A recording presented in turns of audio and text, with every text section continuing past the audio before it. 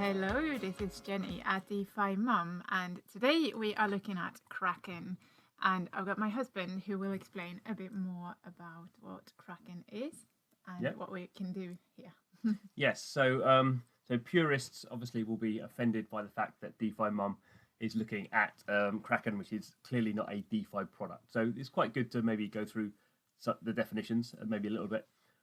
So DeFi is decentralized finance, and that means kind of financial products where there is no permission involved.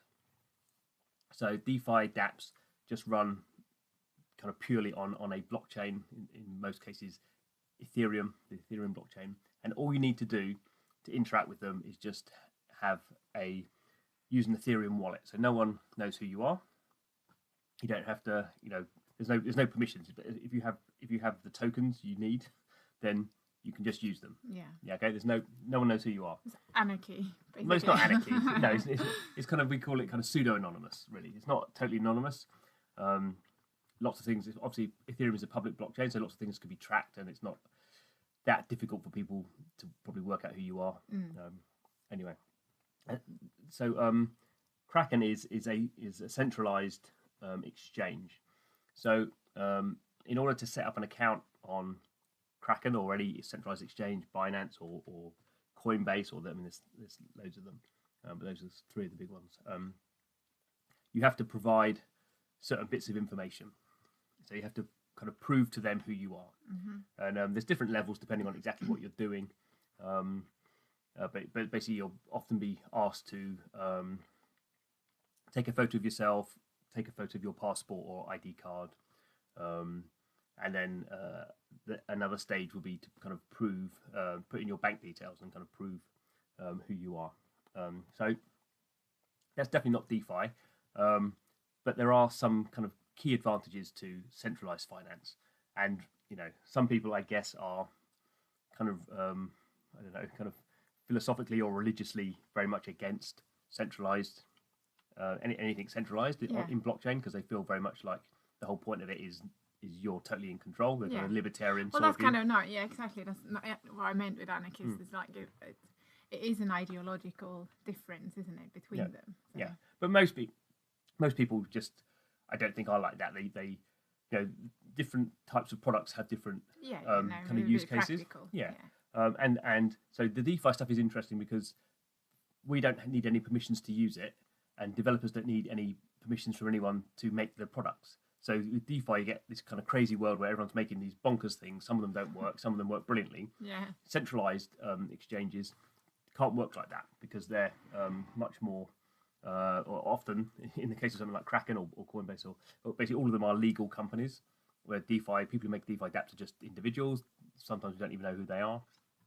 And particularly because things like Kraken are connected to kind of what we might call traditional finance, I suppose, let's put it that way. So one of the once you've got money, once you've got kind of ETH or blockchain money in the system, then you can do what you like with it. But there is a point at which you have to get kind of your money, your dollars or your euros or whatever, into the system. You need to exchange that for crypto, and then I guess most importantly, at some point, you probably want to take it out again into dollars now. So, and as far as I know, there are some sort of DeFi products that kind of allow you to do that in some ways. They're a bit clunky, and I think they'll come under more regulatory kind of exchange kind of problems because obviously governments around the world are realizing that potentially this is something they need to be looking at. So it's kind of give and take. But the one kind of key thing here with Kraken is Kraken would be one of the ways in which if you made money in messing around with these DeFi tokens and you wanted to take it out to your bank account and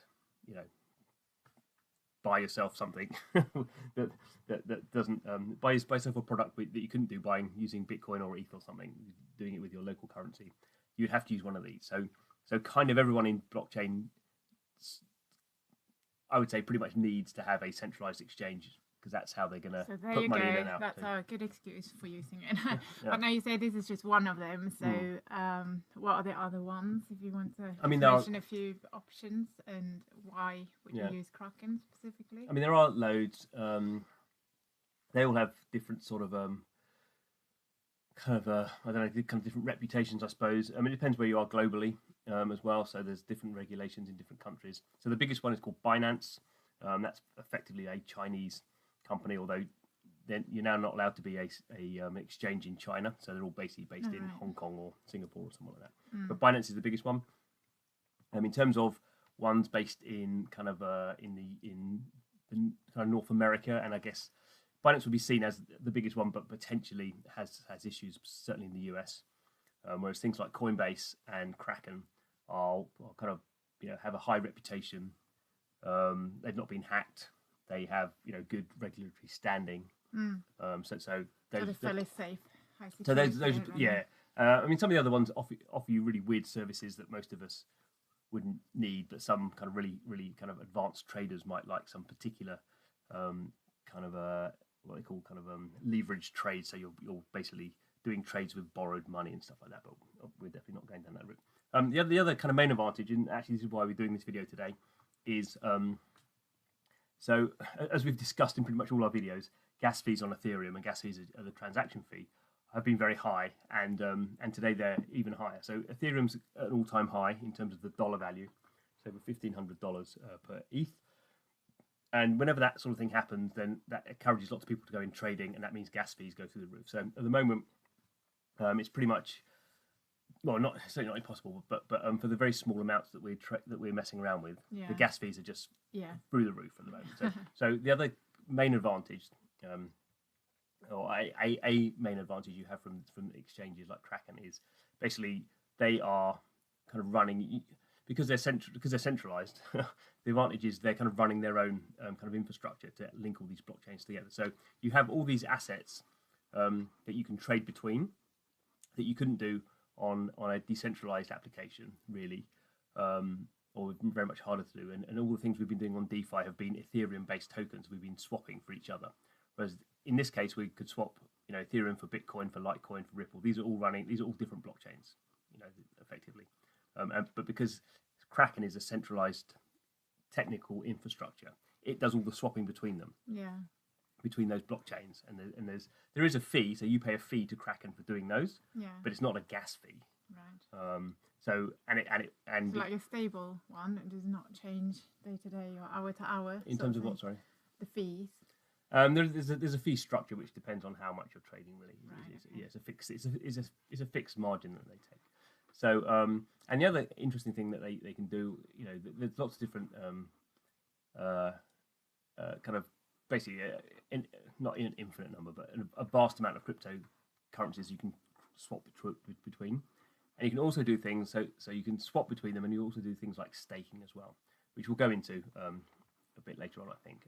But they do provide, I think exchanges do provide a lot of functionality once you have given them all your details.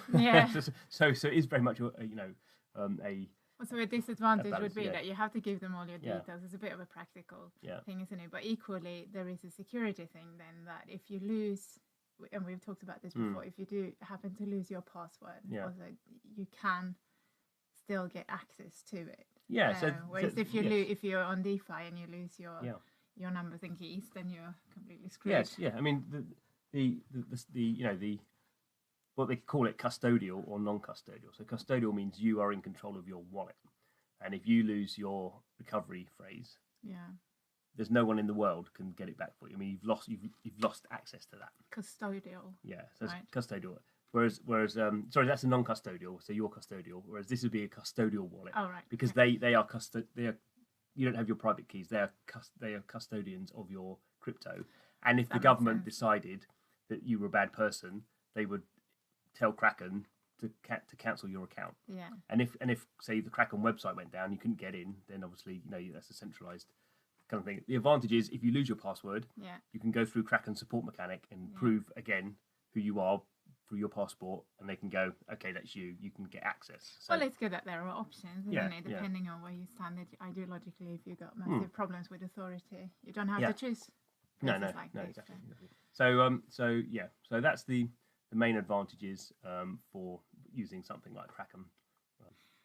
So that's just a little discussion about the pros and the cons of using Kraken, and we'll do much more in other videos. So thank you for listening, and see you soon.